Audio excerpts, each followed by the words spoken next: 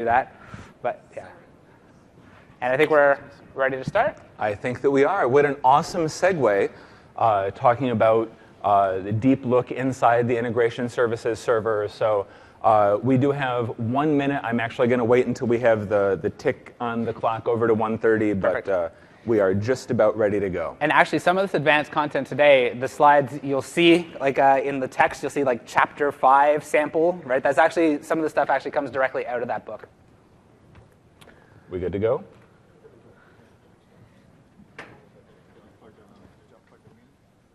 No, that was already out. I don't know what that was. Yeah, I hadn't hit anything, didn't tap the lab or anything. Fingers crossed. All right, so let's do our official introductions. My name is Matthew Roach. I'm a senior program manager on the SQL Server team at Microsoft. Before I joined Microsoft, I was a BI and data warehousing consultant. Spent about 5 years working in integration services, 80 hours a week for customers and clients around the world, doing both training, mentoring, and deployment. Used to be a SQL Server MVP, and Matt Mason actually convinced me to join the integration services team at TechEd 2 years ago. Yeah, so my name is Matt Mason. I'm a program manager with the integration services team as well. I joined Microsoft around 2006, so right after the SQL 2005 release, and I've worked on SSIS since then. I've worked on design for 2008, 2012. And yeah, I really enjoyed talking about SSIS and teaching people about SSIS. I'm excited to be here today.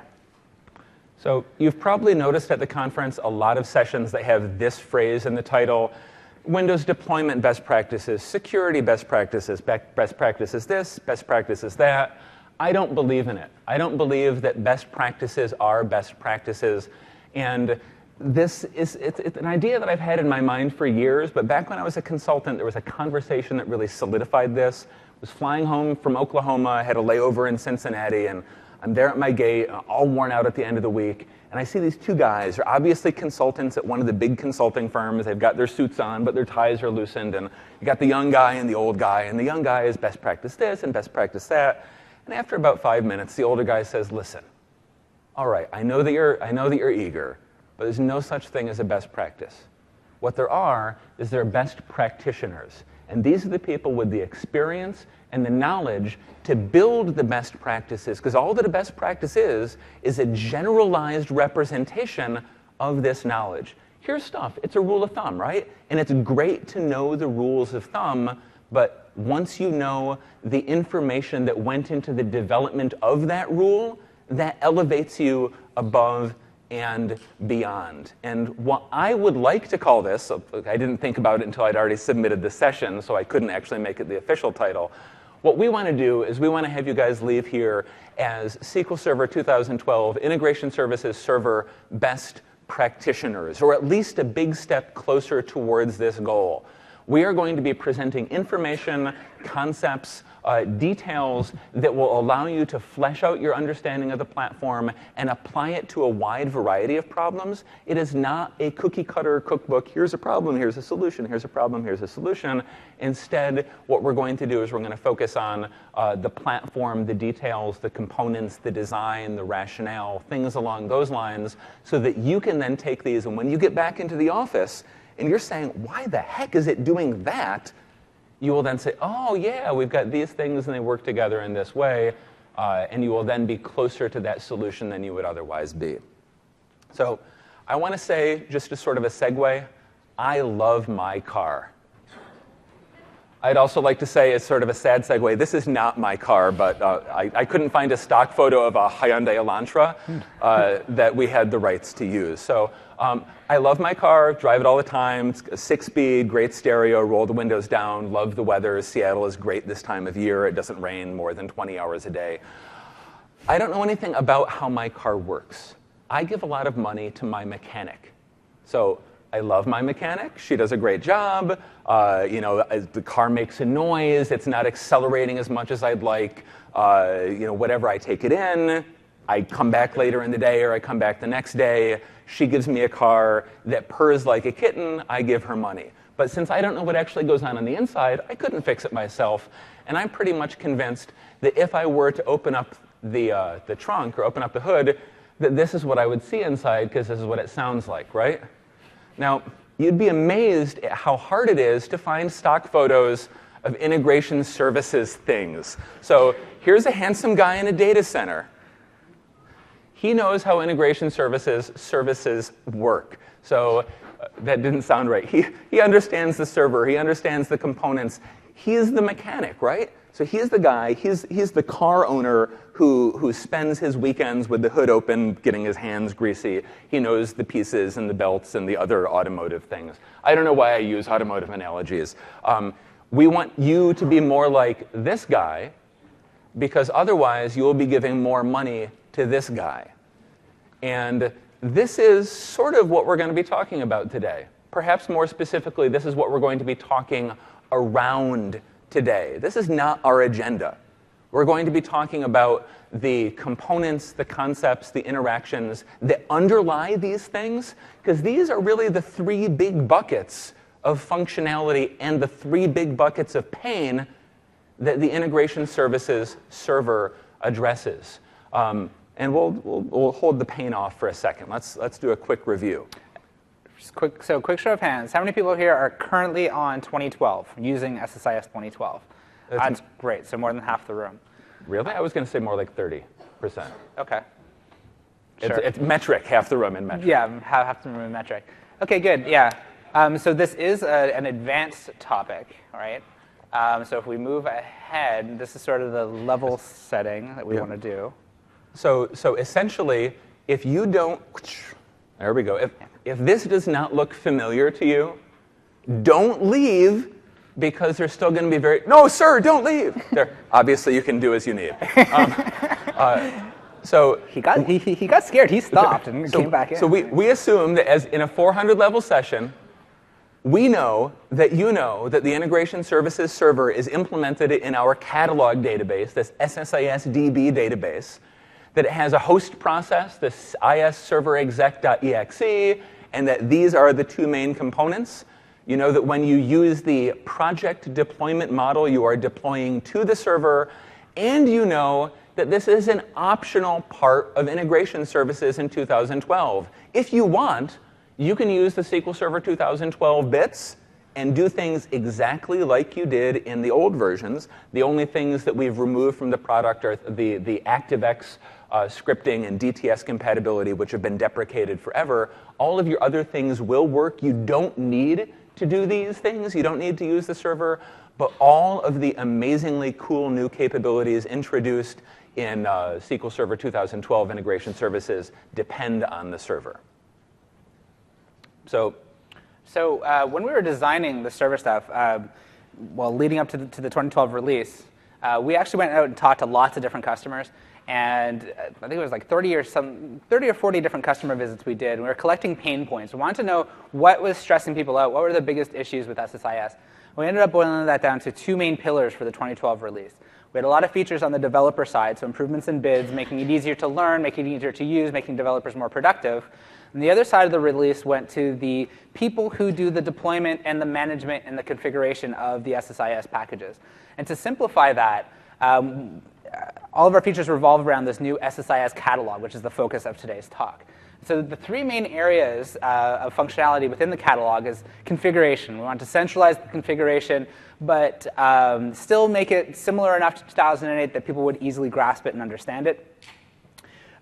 We focused on security, right? Now, I've never seen it myself. I've heard some customers might see an error that says cannot decrypt package node or something like that.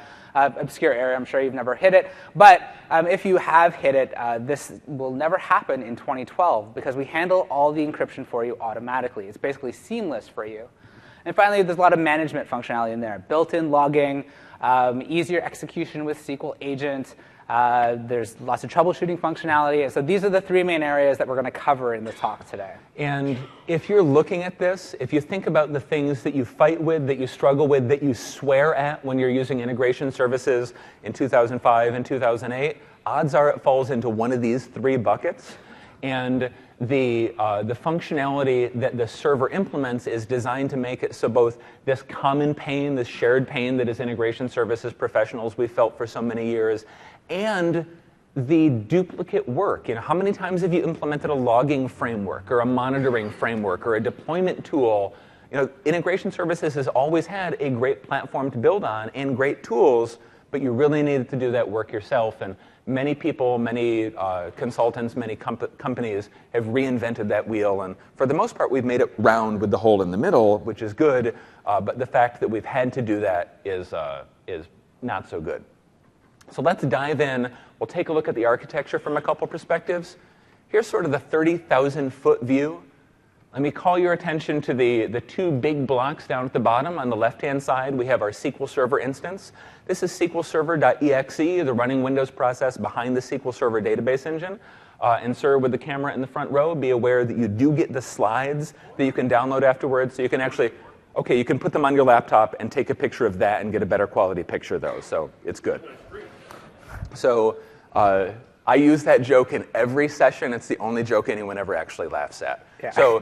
So we've got our SQL Server instance running.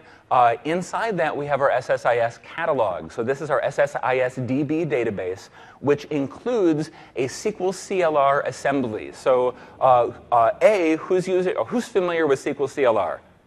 Anybody go to that talk this morning? So Adam Mechanic did a talk on advanced SQL CLR. So maybe 10%, 15% on that. So the majority of people raise their hands about the SQL CLR, less than that about Adam's talk.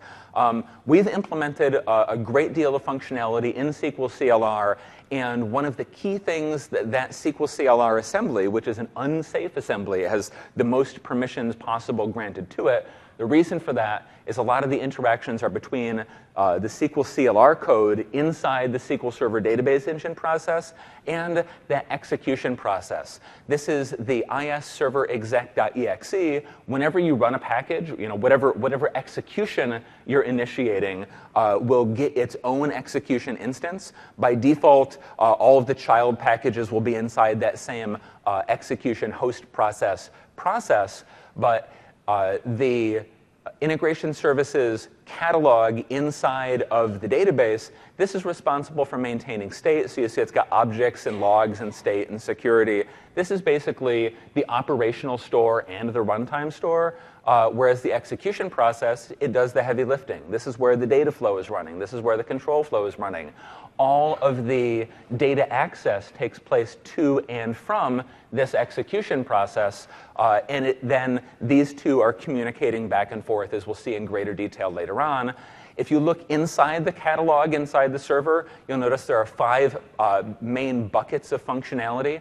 The server exposes an API that's primarily exposed as Transact SQL, where we have, at the broadest marketing level, broken it down into deployment management, security, validation, and execution. And these are the basic categories of functionality that we expose. And we expose them through 4 primary APIs or 4 primary ways to communicate with it. There's a PowerShell API. There's the T-SQL API that you can get at through SQL Server Management Studio. We've got a deployment wizard. You can build custom applications. And there is this OM, we call this our Managed Object Model, or MOM, which is a .NET API, which is a wrapper on top of the underlying T-SQL. So pretty robust system. You can get to it in many ways. Interesting side note, in our original design, we were actually embedding the whole SSIS runtime within the SQL Server process. And if you know SSIS internals, SSIS has a lot of native COM code, so we were actually running all that COM stuff within the SQL instance, which turned out to be a disastrous idea. And so we move it outside instead. So anything that touches the SSIS object model will always shell out to this separate process called isserverexec. And if you think about it, if your package crashes, that's often okay. Something goes wrong, isserverexec, or in the old days, dtexec, it might stop running. It's not catastrophic. You might need to start it again after the error has been resolved. If your database server crashes every time a package crashes, that would have been bad. So yes, definitely. I'm glad that you changed that design. Not that SSIS ever crashes. So the catalog, I didn't see that one coming. Yeah. So the catalog is sort of at the heart, it's at the center of the server. So inside this SSIS DB database, the catalog, we've got stored procedures, views, table-valued functions, et cetera, broken down into 2 different schemas. The first one is the catalog schema. Open it up in Management Studio, go looking around. It's just another database. It is a user database. The catalog schema is designed to be a public supported API. This is how we ask you to interact with the catalog, run these stored procedures, select from these views, and so on. The internal schema, on the other hand, you guys are curious, right? Go poking around there. Don't change it. Be aware that if you do things that are based on the internal schema, when we update the server, we will change this if we need to, and that will break your code. Not a supported API, but it's an interesting exploration. It's an interesting study if you want to. And if memory serves me correctly, when we updated from the RTM version to Service Pack 1, we've actually already made breaking changes to internal. Yeah, exactly. I think there were some small changes. But yeah. So yeah, catalog fully supported, internal, don't touch. Everything that we do, if there's a sensitive value, we encrypt it.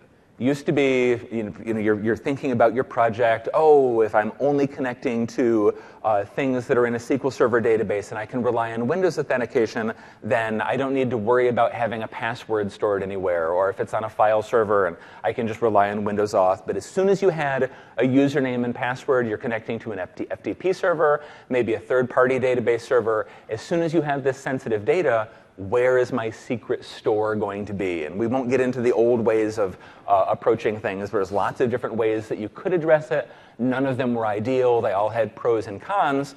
In the catalog, any value that is marked as sensitive, it's automatically encrypted. It's automatically managed. We use the same key and certificate infrastructure that SQL Server implements. So we use their native keys. We've got the instance key and the database key and so on. This means that if you are doing a backup and restore of SSIS DB to move from one instance to another, you need to back up and restore those keys as well. Otherwise, you will not be able to use the the catalog after you restore it. Yeah, and so we'll talk about this on another slide too. I just want to call it out here. All of the encryption we do is transparent to you, or should be transparent to your users. And we basically support row-level security, so you can secure access at the project level, at the folder level, at the server level. And all that row-level security is built into our catalog views. So the internal tables, the internal views don't have that row-level security applied. So it's another reason that anytime you're building an application or anything that accesses the catalog, to maintain that security, that row-level security, all access should be done through those catalog level, the views in the catalog schema. So our final view of the catalog here, just looking more closely at the database, got some numbers that are up there. I want to focus on that SQL CLR assembly a little bit. Essentially, the SQL CLR assembly provides the communication shim to call out to isserverexec.exe and to do some things inside the database or inside the server, such as encryption. But we have inside the database all these standard SQL Server objects. Outside the database, we've got our host process, where a lot of the functionality inside the host process is implemented in this integration services.server.shared.dll. If you go poking around the file system, this is something that you're going to walk into sooner or later. As we were going through the earlier design phases, we had scenarios where we saw this functionality possibly being exposed in multiple places, not just in the host process. Maybe we would have a way for the integration services runtime to be embedded in custom applications or other hypotheticals. By the time that we released it, we realized that customers weren't interested in those scenarios as priorities. So even though it's called shared, isserverexec is apparently a third grader. It doesn't share very well. If you pay attention to the experience, you'll notice a few other places where some of those future-proofing will shine through. So in Management Studio, for example, there is a node called Integration Services Catalogs, plural. How many catalogs can you have? One. Again, it was one of those scenarios that we thought would have value, but by the time that we were working with our early adopter customers moving up to release, we realized that it was a nice to have, but nobody really was asking for it. So not the thing to invest in. It also complicated our upgrade scenario by a lot, so we ended up cutting it, but it was too late to make the UI changes by the time we cut it. So when we're interacting with the catalog, three primary usage patterns. First one is the simple, boring one. You call a T-SQL object, stored procedure, table valued function, whatever. It's implemented in T-SQL because it's just selecting from or updating the tables. It does stuff inside a SQL server. It returns. It's done. We have a slightly more interesting one where the stored procedure or other object that you're calling is a T-SQL wrapper. It's an entry point stored procedure, but the functionality itself is actually implemented in the SQL CLR code inside that assembly. An example here would be encryption. When we are encrypting a project, and we'll see why later on, when you deploy a project, we're going to encrypt that whole project file. We're using the SQL CLR to do that part of the encryption story, but it's still contained inside the database. It's not doing any external communication. The interesting usage pattern is the one that comes down to things like executing or validating a package where the stored procedure that you're calling, again, it's a wrapper. So you've got the T-SQL wrapper around SQL CLR. That SQL CLR is going to call create process as user, or create process impersonating the current user, creating the instance of isserverexec.exe. This can be either synchronous or asynchronous, depending on how you want it to run. You can simply do a fire and forget, and execution in your stored procedure will return, or execution in your SQL script will return. Or you can run it synchronously, so it will be blocking, and you won't get control back until the end of the session, or until the end of the execution. And as for protecting data, I mentioned earlier both that we're using our built-in SQL Server encryption key structure. So we have our service master key, the database master key for SSIS-DB, and then whenever we have a project, an environment, or an execution, we're actually going to generate a certificate and a symmetric key from that and use that to encrypt any of the sensitive parameter or variable values throughout. The key thing is, even if it's something as ephemeral as the values that are being stored in a sensitive parameter or variable inside the package, we still need to store it as state. And we use this key management infrastructure to ensure that is never stored as plain text anywhere in the server. It's one of our overarching design principles. And even though I'm not going to try to read the T-SQL to you, essentially what we're doing inside our views and some of our other catalog schema objects is using the standard T-SQL key management capabilities. So we open the key, we decrypt using the key, we close the key, and all of this works because we have the row-level security inside our table saying that these users or these groups have access to these projects, these environments, these executions. Yeah, so like I said earlier, all of our row-level security is implemented this way. So if you grant a user access to a project, what you're essentially doing is granting them an access to the key for that project or the certificate for that project, so then they can decrypt those values. So if the user if you haven't granted the user access to the certificate, they can't decrypt any sensitive values, and the views will automatically hide that data from them. So one of the big things that's new, one of the scenarios that the catalog and the server enable is project deployment.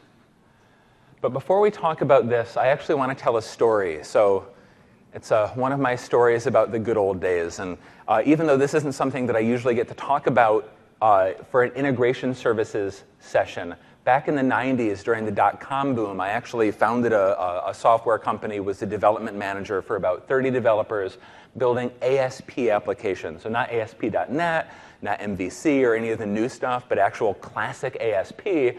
And the best thing about ASP development was that each one of your ASP files, it had both your markup and your script code in the individual files. And as a developer, you make a change to this one file, and if you want to update it on the server, all that you need to do is take this one file and just copy it up to the production server, and bam, you've got new functionality just like that, like the easiest deployment ever. And if there's ever any inconsistency, it's really easy to figure out, because all that you need to do is to copy the files from the production server back down to each developer workstation. And it was the best deployment story. Said nobody ever, right? So why am I telling you this ASP story today? Any guesses, Matt? Because it's actually very similar to the package deployment model, or the model that we used in 2005, 2008. Right? So essentially, in my mind, the project model, the project deployment model that we've introduced in 2012 is like deploying an ASP.NET application. You've got your DLL and a couple other files that you put up to the server, and it's all this one consolidated thing. You have this one consistent unit of deployment that is the entire application, and not all of these little individual files that go up on their own willy-nilly, and it's difficult to track. And the reason that I point this out is that we actually have people with startling and frightening regularity ask, why can't I do single package deployment using the catalog? Why have you, Matt Mason, because they're usually asking him, why have you not given me enough rope to hang myself with? Yes. The answer, of course, is because we love you.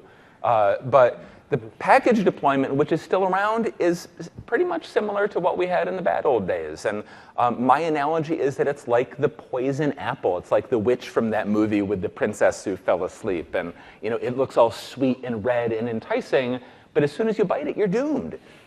In the old model, which we won't talk about anymore after this, you needed to plan everything out, and you really had to do all of your dependencies. Anything that was external to the package, you had to know about in advance and design for before you started development, way before you even thought about deployment, because if you didn't do it by the time you got to deployment, you were doomed. It's a lot of D. Whereas project deployment, it's great. So this is, other than parameters, probably my favorite thing. This is what makes me wish that I was out there doing consulting again, just a little bit. Design time and deployment time. We have a first-class concept of a project. We have IcePack files, .ispac. The one real contribution that I made to the 2012 release was calling these IcePack instead of ISPack files. Does anybody out there actually call them IcePack files? I'm just wondering if that actually caught on. One person? Okay, so sir, you get a T-shirt tomorrow. So we have these IcePack files, which are the deployable unit, the compiled version of the project. How's this? Does anybody know how an IcePack file is implemented? Raise your hand. So the one intelligent and handsome gentleman up front here. So basically, it's a zip file, just like the Office 2007 and later documents are really just zip files that contain a folder structure with specific XML stuff in them. We use the same basic approach where this IcePack file is a zip file with a different extension. It has all of the individual package files in it, as well as connection manager files, parameter files, and then a metadata manifest to sort of tie the whole thing together. So we've got this one whole thing that is the entire package, very similar to what the build output from a traditional software project would be. And in my mind, this is probably one of the most significant things, is that software engineering, if you think about the software development lifecycle, as an industry, we've been doing this for, 5 decades, 6 decades now? We've learned a lot of lessons, and the ad hoc way of throwing things together simply doesn't work anymore. In the real world, if you're writing code, you have source code control. Whether it's TFS or some other product that's out there, nobody writes code. Even when I'm doing code for my own pet projects, I've got it checked in somewhere. Those best practices and those patterns that are pervasive for traditional software development, we need to remember as ETL professionals or as data warehousing professionals, we're doing software development. It just happens to be ETL packages. Right. So quick review, quick summarization of this stuff. So the main things that we did in 2012, we went from this group of random packages everywhere. You had the concept of a project at design time within Visual Studio, but that went away once you went to deployment. Our DBAs were reporting that, or the people managing the packages, they never knew if they were getting everything they needed when they moved from one environment to another. Right? You want to decommission a server, you're not exactly sure if you have all the pieces that you need. And so we moved to this project model. Right? So you're in Visual Studio, you compile down, you get a project that becomes your deployable unit, and that's what you deploy to your SSIS catalog. The other thing we simplified was the configuration model, right? So configurations in 2005, 2008, they were implicit configurations. So a package would point to a configuration file, and it would load, it would reach out, and then those values would be pushed in. And the configuration is basically a path to something within the project. We made this model more explicit in 2012. Now we have parameters, right? You can look at a package and you know exactly what that package needs to run. Package says they need a server name, they need a batch number. Right? And parameters are essentially read-only variables that are used within your package. Yeah. One of the things that really leaps out at me for the bright red box in the bottom left-hand corner here is that XML path. The configurations basically are tightly bound to the internal implementation of a package. So it's backslash, package, backslash, container, container, container, task, property, etc. And one of the things that I saw at multiple clients when I was doing integration services consulting was a pattern where the developer had built a package, created a configuration for that package, which enabled them to run it in another environment. This is where your location independence comes from. And then later on, they were doing cleanup. And they took sequence container 1 and they renamed it to something that was meaningful and useful, which is a great thing in general. But because of the way that configurations work, two bad things happened. The first one was that the value wasn't getting set where it should have been getting set because the path changed, right? Because it was based on the internal implementation. And the second thing was, until SQL 2008, it failed silently. It was a warning. It wasn't an error. So when did you learn that the package that you had deployed into your production environment was actually pushing data into your development server? You learned it when someone yelled and wondered why the data warehouse, why the numbers on the CEO's report were a month old, right? And if you have to worry about SOX or other regulatory compliance issues that say who has access to what data, that's a resume-generating event potentially. So my workaround in the old days was to have a set of package-level variables, so they're at the root of the package namespace. All configurations would set values into those variables, which would then be used elsewhere in the package via configurations. With parameters, we have both implemented that in a formal model, so we've got a formal interface for the package. We have tool support inside of Visual Studio so that it's easy to do the parameter to expression. We parameterize property expressions and it just works.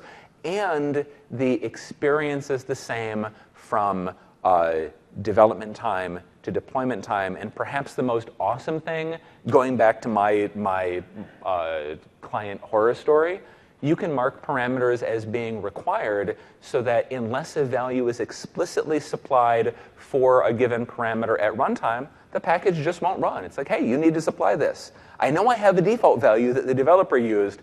That's not good enough. I've been marked as required. So when we were actually, when 2008 came out, we asked our MVPs to submit white papers about any pain points that they wanted to do, and we got 4 white papers on how to do package configuration and deployment. I think Matthew actually wrote one of them.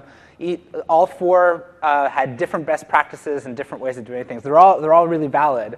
But anyways, when we were designing in 2012, we went around and actually looked at the different best practices, and that practice of rather than having your configurations pointing randomly in your package and declaring top-level variables and configuring those, that's how we actually led to the parameter model. So the best practice that Matthew had defined. We don't give him credit for it, but it was probably one of the things that influenced our design for parameters in 2012. So it's actually at the review cycle for Microsoft. So I might have to send you a review feedback request so that you can give me credit for this retroactively. Ideas, right? Is that posthumously? There. In any event, I want to reiterate this. The IcePack file, that binary file that gets created when you compile and deploy a project, we store that file. We don't parse it out. We don't have, okay, so we do parse out some metadata. But we actually store that IcePack file as a binary blob inside the catalog database. Remember that the built-in encryption functions inside T-SQL only work with data up to 8,000 bytes. Projects can often be much larger than that. This is where we're using the SQL CLR and that system.security.cryptography namespace, but with the same key structure as everything else to have that project binary encrypted and secured inside the server. So we've got our IcePack file So I love this because as the project's got the parameters, got all the shared connections and so on, it's the thing that gets deployed. And it's time for a demo, I think. So when we actually go to deploy a project, what happens? I ask jokingly, what doesn't happen? But 8. Thank you. I can't actually see the numbers, but there we go. There we go. Ooh. Yeah. That doesn't look like T-SQL. What is that? Yeah, so I'll actually start off. I've been using PowerShell. Any PowerShell users out there? Okay, good number of people. So I've started using PowerShell more and more. I actually set up all my demos with PowerShell now. So within 2012, we have full PowerShell support for the SSIS catalog. So this script is what I run before I do a demo. It basically installs a new catalog for me. So it provisions a catalog. It deploys my project. It creates a folder structure. It creates environments. It sets in variables. It sets references. Basically sets up my entire demo environment for me. So I'm just going to run that real fast. You see it's doing cleanup here, removing the previous catalog. It's deploying a new catalog instance. It creates a folder. Deploys my sample project. Sets up my environment, and now I'm all done. Can I interrupt real quick? Yeah. So this is all great for demos. Who would, in the real world, so people who do real work in real companies, who would need to automate the creation of a standard environment? Can anyone think of a reason for this? I'm hoping everyone raises their hands. It's sort of a trick question, right? So setting up a new dev machine, setting up a new machine in your cluster, having this consistent environment is really vital for pretty much any mature, repeatable software process. So for those of you guys who saw through the ruse, congratulations. Yeah. So within another way to deploy your projects to the catalog, of course, is the way developers will most likely do it, is through the SSIS designer, through SSDT. I can right-click on my project node, click deploy. And that's going to bring up this deployment wizard. So it's remembering my previous settings because I've deployed this one already. Otherwise, I could browse and deploy it to a specific server. And is this the same project that you deployed with PowerShell? This is the same project I deployed with PowerShell. I'm going to deploy it in a number of different ways because I want to show something. So I deploy, and one thing I'd like to call out during deployment is this one right here, this changing protection level. This is where we go from user key or whatever the current protection level is for your project to server storage. Because remember, encryption is handled for you automatically on the server. So this gets rid of those annoying cannot decrypt because mismatch of user key type errors you get with SQL Agent. Okay? So there is a hand up here. Yeah. We'll take one question, but we're going to ask questions in general to be saved for the end. I forgot to give that disclaimer earlier, so shoot.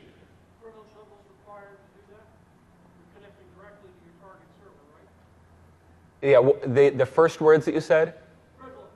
So yes, there was SSIS admin database role? Yeah, so the question was about permissions, what permissions you need to deploy to the server. There's a couple of different roles. There's SSIS admin as the super user, but there's also, you can grant access to deployment or to deploy to the folder. Different user groups can have access to different folders on the server. So there is a set of server-based permissions that you can set. And the users will only see the folders they have access to deploy to. Okay. Yeah, there's another. I don't think we cover that here actually, or maybe in the appendix slides. We've got some of that in the appendix, but it's not going to be in the talk itself. Yeah, we'll talk about the different roles and things like that. Okay, so I've deployed here. I want to show one more way of deploying. This is deploying straight with T-SQL. Okay. We actually had a demo where we were running a SQL profiler in the background. We still have it open from before, actually. We thought it would be a good idea to walk through this and show all the different statements that get run during a deployment.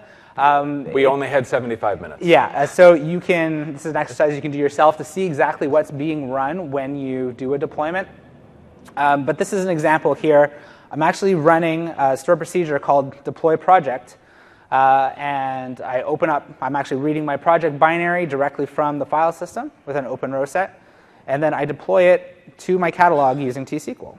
So let's run this. Need to reconnect. And it ran my query. So now I've actually deployed that project 3 different times. I wanted to show a thing called versioning on the server. So this is just running a SQL statement. I'm selecting from one of our public views, the object versions view in the catalog schema. And this will give me list those 3 projects that I actually deployed. I can see my previous version history. Of course, I can also browse to my SSIS catalog through SSMS. I'll right-click on my project and click on the versions values, and I can actually see these versions here as well. Okay, and one thing that I can do from this, I can actually roll back to previous versions. Okay? This does not mean this is a replacement for source control. That's the first thing I hear. It's like, oh, we don't need TFS anymore. And like, no, this is not a replacement for source control. This is more of a rollback of a failed deployment or something broken in the environment, a bad deployment. You need to roll back to a previous version, and you can do that here. Yes, it's a safety net, not a crutch. Yes. So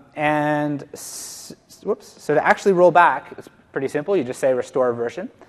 Like Matthew said, we actually store, go ahead. We actually store the entire project binary on the server underneath, right? So in essence, this is just moving a pointer back from the current version to the previous version. And you can set a maximum number of versions on the server.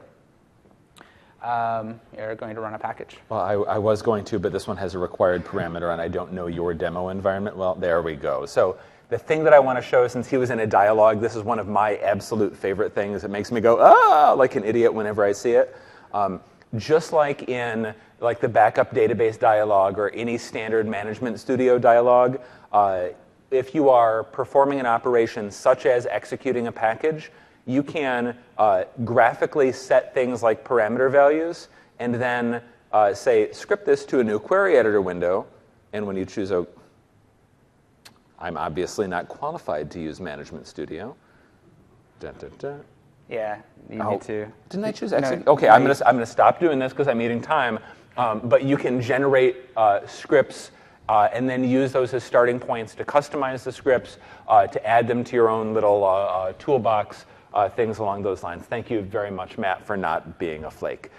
So having something like this as a starting point, in my opinion.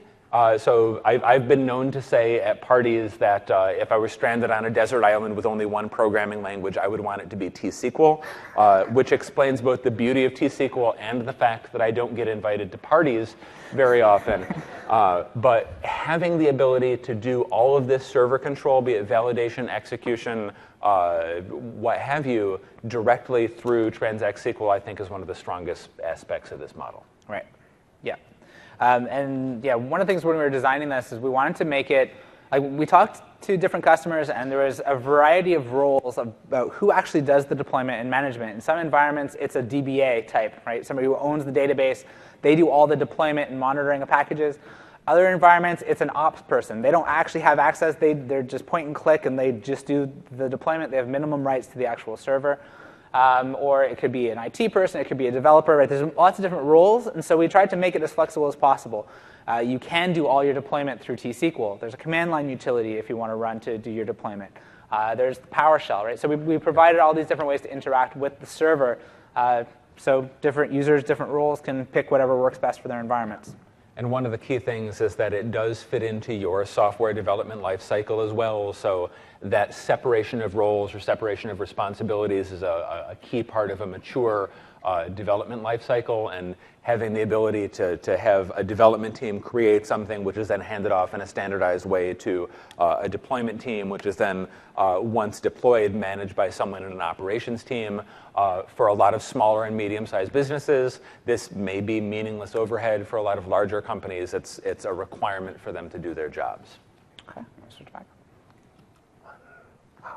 So there's the demo. So basically what happens, Matt mentioned that we went through and we're walking through a SQL profiler trace. If you do this, some of the things that you will notice is that we're explicitly saying execute as caller. Everything is being done as your permissions. You need to have the right permissions, the right privileges to deploy into the folder that you want to.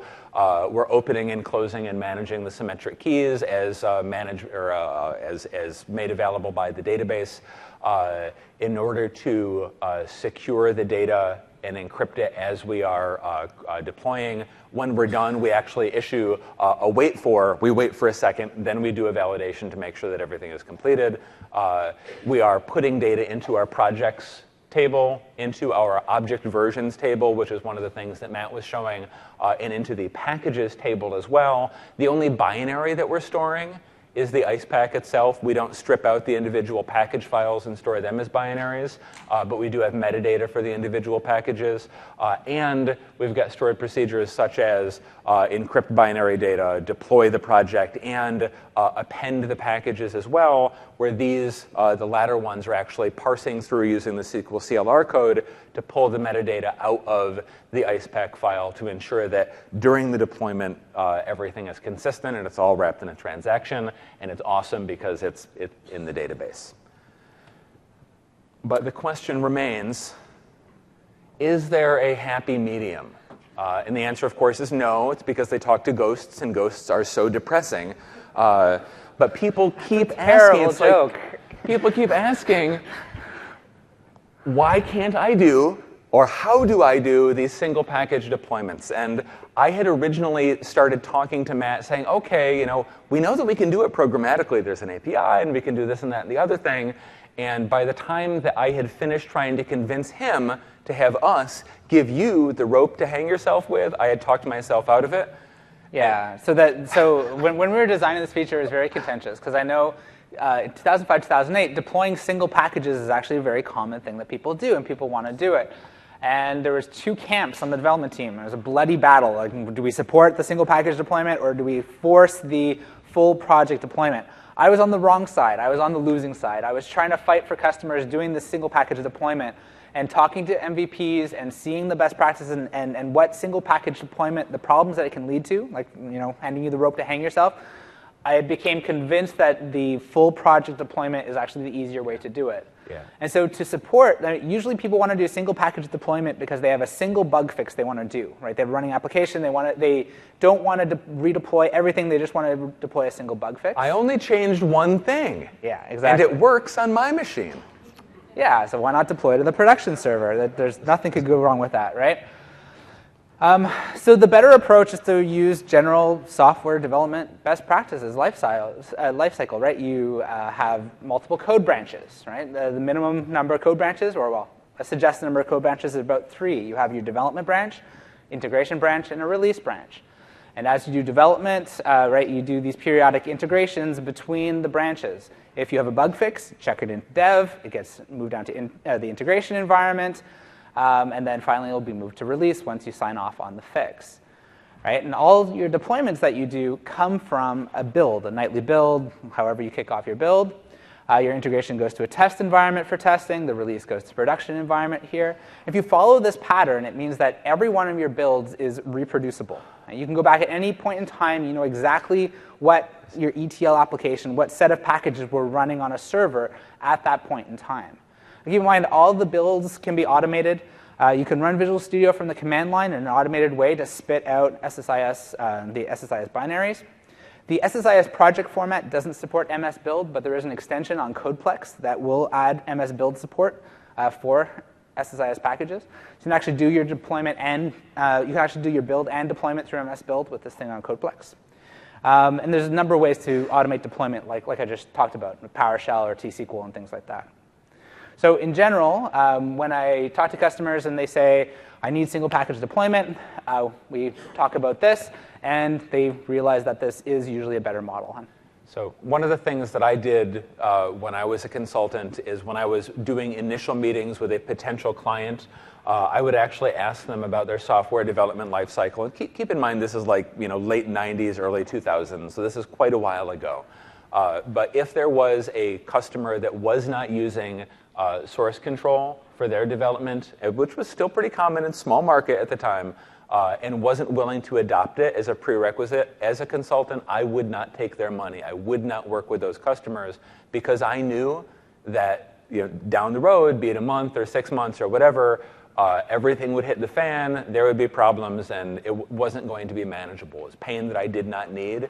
Having this approach where all of the developers are working from a standard TFS or whatever repository, and then having that promotion or the path to promotion where when you check into the branch, we have a build, we have standard tests that we can run against it, we can then make statements about that particular build, we promote it on, we run additional tests on it. When we're confident that that build is ready to go, we move forward. We have a one-off change. Oh, this one package needs to be changed. Well, that's great, Because we have this known good baseline. Yeah. We have this thing that we're incredibly confident that it works because we have this rigorous process around it. And since we're only changing one thing, then we will change that one thing, and then we will run our tests. And then we will promote it. We will run our other tests. And we will push out that one package that has changed as part of the overall project, and we'll do it with a high degree of confidence. And it might not take the 5 seconds that it would take to copy your one DTSX file up there, but it is probably a lot safer. And probably won't take that much longer either for most customers, for most deployments. So another bucket of pain is logging and the concept of server execution. So what goes on when we run a package? So I have another story, another good old days story. I'm not a good clicker person today. There we go, the good old days. So I would work with different customers. I'm learning about integration services as I do this, and different customers have different needs. Some are a little more heavyweight, some less so, but I found myself building for each new customer, for each new project, for each new ETL application, a logging and monitoring infrastructure where my template packages would have execute SQL tasks. Here, I'm going to insert a row saying I'm running the package. Inside the data flow, when I'm doing the heavy lifting for the package, I'm populating some variables with row counts and other status information. And when I'm done with the control flow, I might do an update, whether it's success or failure, to update to say that the execution is completed. And I did this over and over and over again. And as I started working more and more in the community, talking to MVPs and other professionals out there who knew much more than I did, I found that they were doing the same thing. I've probably seen literally 30 or 40 people who have all invented practically the same thing, and it's the same thing over and over again. I think it was Matt who was telling me a story recently. You talk to people about integration services, like, oh, I can move this data from here to here, and I can get the whole thing done in like 2 minutes. It's awesome. It's this great productivity tool. But then for all the other stuff that I actually need to make it work in the real world, oh, that's a week. The data movement is 2 minutes. So what integration services server does in 2012 is it takes that common pain point, that common bucket of pain, and it addresses it through the communication between the catalog, the SSAS DB and the components therein, and the IS server exec host process. We've got the one instance, we've got the one running database instance with a single catalog database in it, and we've got however many IS server exec processes as we have running packages. Or I shouldn't say that, because one execution could have multiple packages inside it. So each running execution gets its own host process. And they talk something like this. So notice we've got green for a SQL connection and blue for named pipes communication. So as a general rule, if SQL Server needs to talk to that host process, it's going to use a named pipes communication, so inter-process communication channel that gets set up by SQL CLR when we're calling create process. So this is basically a place where they can talk back and forth, both for requests for information. It's like, hey, give me your performance counters. Oh, here they are. Or a request to shut down. I've received a request to terminate. Or why don't you create a memory dump for me, or a debug dump, something along those lines. The green arrow, that SQL connection channel, takes advantage of the fact that even though IS Server Exec is part of the product, as far as the database is concerned, it's just another client. It's a Windows process, right? And it's doing stuff. And when it's doing its stuff, it wants to let the server know about it, because the server, the catalog, has tables where it can write information such as, I ran this task and it took this long, or I've moved this many rows through this path in the data flow. So the execution process, IS Server Exec, will actually use standard SQL connections and ADO.NET to push this information back into the catalog, and all of the things that we used to build into our packages through whatever framework, we either built it ourselves or we bought it or we found something in the community that worked. Here, it just works. And so actually, if we go back there, we actually did make a change in 2012. Package logging in 2005, 2008, it was a synchronous process. So if you're writing a row out to a SQL server with a SQL logger, execution waits until you finish writing the row and then continues. So if you're doing a lot of heavy logging, especially to a remote SQL server, it can really affect performance. So we changed that for the IIS catalog logging. It logs asynchronously now. So basically, we queue the log messages. We guarantee that they'll be written in the right order, but we queue them so execution can continue while the logging is going on. So if you have verbose logging enabled, you might see sometimes that your package execution actually finishes before the logging finishes because it's still catching up. The timestamps are right. We traced the timestamps for the time that was actually thrown, or either the event was thrown or the log message was written. But we will log asynchronously. So to look at the server execution in one last view, essentially, as we saw in the script that Matt created, we're going to call create execution, passing in the path to the project and the package. We are going to set whatever parameter values we need, referencing the execution ID that gets returned from create execution. And then we call start execution. When we call start execution, at this point, we're actually going to, through the SQL CLR, create the instance of IS Server exec, and then start receiving events from it. These events are going to be written primarily into catalog.executable. Actually written into internal, because we're talking to the internal schema. But they're being exposed through catalog.executables and catalog.executable statistics. So one thing to recap, when you're creating an execution using T-SQL, it's a three-step process. You call create execution, which is going to give you an ID. You can then set your parameter values or set any options for that execution, like changing parameter values, creating data types. We'll talk about that later. And then you start the execution. So it's always a three-step process. So we have a quick review of the server architecture. So we started off at the 30,000-foot view. This is probably the 10,000-foot view.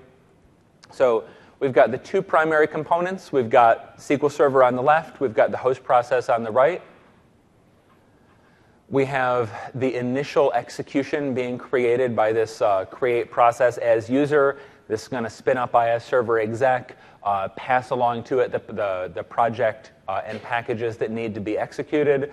The named pipes communication will take place for the back and forth communication, and the ADO.NET channel will be used for the execution host process updating its status.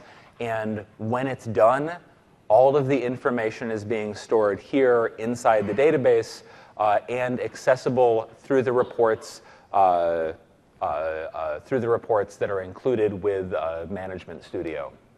So, actually, one thing I want to talk about that create process. So in 2012, we have real server-based execution. Through SSMS, when you say execute package, in 2008, it would run locally, right? It would actually download the package and run locally. In 2012, it will kick off a remote execution. One thing you need to be aware of there is the double hop, the Kerberos double hop problem, right? Like you tell the SSIS server to launch a package, it can impersonate you. However, it can't establish connections to remote machines as you. That's called the Kerberos double hop. For that to work, you need to set up delegation within your environment. Beyond the scope of this topic, but something to keep in mind. If you're ever trying to do an interactive execution with SSIS and you're getting cannot connect as anonymous, that means you need delegation. Another way around that is to use a SQL agent job to run your package instead, because then everything just launches right on the server and there's no double hop. It's only a single hop from that point. And for most scenarios as well, setting up the credentials on the server to run the SQL agent job is going to be the best practice anyway. You don't want someone going in, it makes for a great demo or a one-off, but you don't want someone going in and manually triggering a package in a production environment. That comes up most when people try to validate. One of the new features in 2012 is you can connect to a server and validate that all of the parameters are set and that the package is properly configured. But that does an interactive execution. So unless you have delegation set up, the validation might not work. So another thing that is common, sort of falls into the same bucket, is monitoring. So when the package is running, what happens? So how do we tell what's going on? Yeah, and so one of the key things in 2012, one of the things that makes it easier is that your logging is automatically captured on the server. Right? This has been one of the big pain points for SSIS. One of the parts of our, well, we talk about the learning curve, and SSIS is learning walls. Right? It seems really easy, then you hit a wall when you get to deployment. It seems really easy until you hit a wall when you get your first error in production and you have no logging enabled and you don't know why it happened. Right? So SSIS has that built-in logging at the designer. When you run within Visual Studio, everything, you get the nice messages. You run with DTExec, you get the nice messages. You run with SQL Agent, and you have no messages to look at. So now all this logging is automatic when you run on the SSIS catalog. You don't have to modify your packages. It just works. And at the catalog level, you can control what logging level. It's pretty basic. We tried to keep it as simple as possible. So there's a no logging error or none. In this case, the only thing that gets logged is that the package execution occurred, so the start and finish. Basic logging is what the default is. This is what you'll want to use for most of your scenarios. This picks up all messages except for custom messages. So certain tasks and transforms can throw custom event messages. Those ones aren't picked up. It doesn't pick up diagnostic events either. Performance is a special logging level that you'd use for doing perf analysis of your packages. So this level is actually capturing all the performance details at the data flow level. You can get a breakdown of how much time is spent per transform and per phase within your data flow. It's very useful for benchmarking your packages and trying to find bottlenecks. Finally, you have verbose. Verbose captures absolutely everything. It can have a lot of messages, especially if you're using OLEDB, where there's a lot of diagnostic messages that are put out. You typically only enable verbose logging when you're trying to do troubleshooting. Yeah, you wouldn't have this running all the time for your packages. There's a pretty big performance overhead for it. All these messages get sent into the SSIS catalog. And there's a set of built-in reports within SSMS. If you right-click on the catalog node, you can see there's a dashboard. You can drill down. There's a lot of more information in there. So these built-in reports, and like I said, these reports run against views in the SSIS catalog, and they're accessible to you. You can do your own reporting. On the right-hand side there, it's showing a sample query that you could run to pull out the detailed execution, a breakdown of all time spent per component.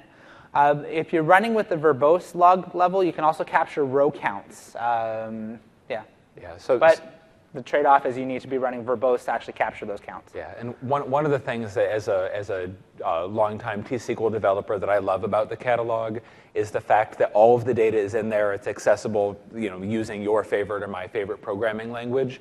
But I've also seen people, MVPs or potential customers, who are working with tools like Power Pivot, where they're building Power Pivot models on top of SSIS-DB, so they can just do slicing and dicing inside of Excel without needing to write queries. And it really comes down to what tool that you're most comfortable with that you want to use.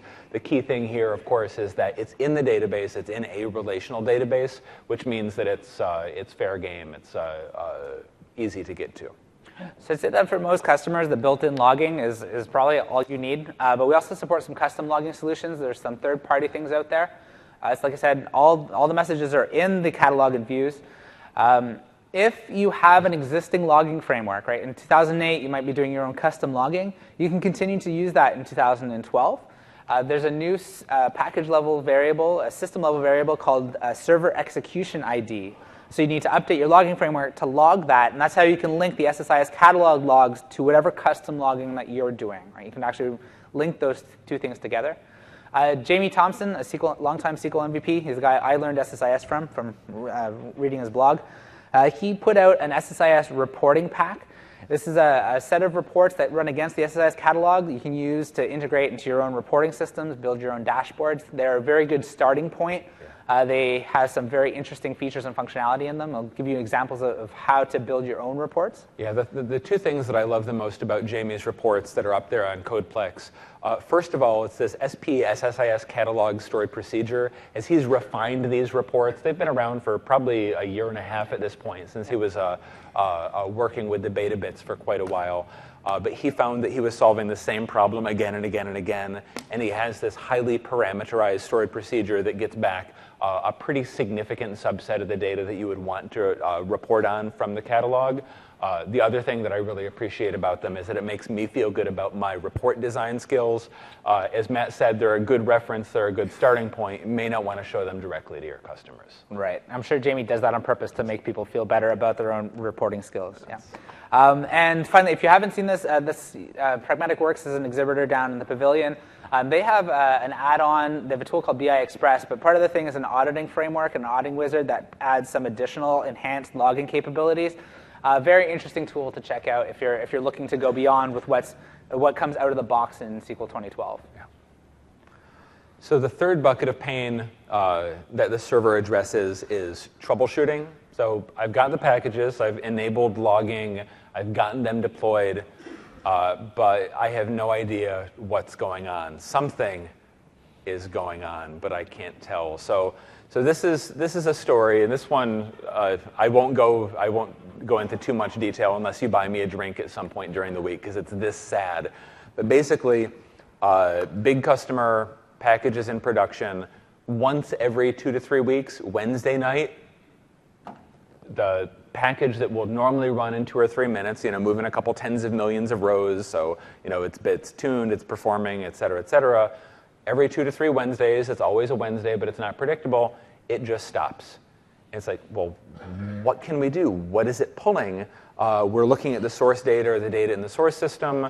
Nothing is obvious there. We actually want to see what's flowing through the different paths in the packages, because this is an adoption blocker. It's a project killer. The customer is very unhappy. They don't know what the actual problem is. And what do we need to do? Well, we didn't have 2012, so we actually needed to take that package and the data flow that was failing and add multicast for each of the primary branches in the data flow to dump that out into temp tables or work tables that we'd created so that we could see at each one of these phases what data had got in before it choked and blew up. We just didn't have insight into it beyond that.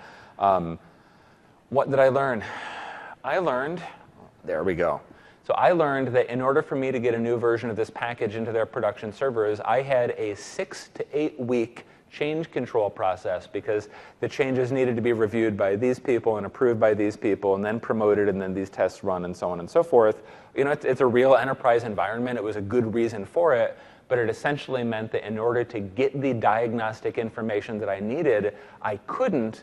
And the reason for it was because prior to SQL Server 2012, there was not a mechanism for me to get insight into a running deployed package without modifying that package unless it was designed for answering those questions at the beginning. I have a quick side story. We're working with one customer where their packages would randomly fail once every couple of weeks. They couldn't figure it out. And it would go down for like the whole overnight batch window period. And they didn't. They had people on call. They'd come in, try to debug, and it would just start working the next day. They didn't know what was up. It turned out that one of their machines that they thought was a production server was actually running on somebody's laptop. And that person would every once in a while take their laptop home for the night, and it would break their entire ETL process. Yeah, that was great. So we've come up with a few ways to make it easier to find out what's going on inside of your running packages. One of them is this diagnostic EX event. This is, first of all, only available in verbose, and second of all, focused on giving insight into the relationships between a running package and its child packages. A very common pattern is to have a master package run, which will spawn off additional worker packages. Sometimes it will spawn off multiple instances of the same child package in parallel or inside a loop. And if you're looking at logging data, if you're trying to figure out what's going on for the multiple instances of child package 1.dtsx, it's often not easy to do that. So to come up with something that is both usable and generic and flexible, we actually have information that we're storing as an XML blob, but you can flatten it out, parsing it using cross-apply in T-SQL to pull out those parts of that blob that you're interested in.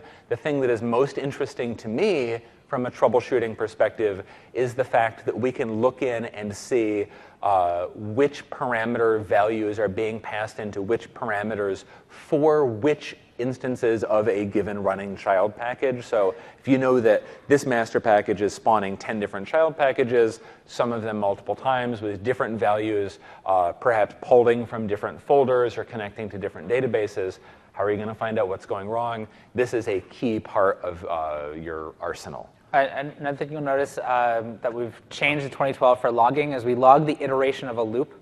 So if you have a for loop, for example, and you're looping through, you run the same child package multiple times, and it fails on the 5th iteration, you'll now know that it's the 5th iteration. The log messages will actually have an iteration count in them after the name of the container.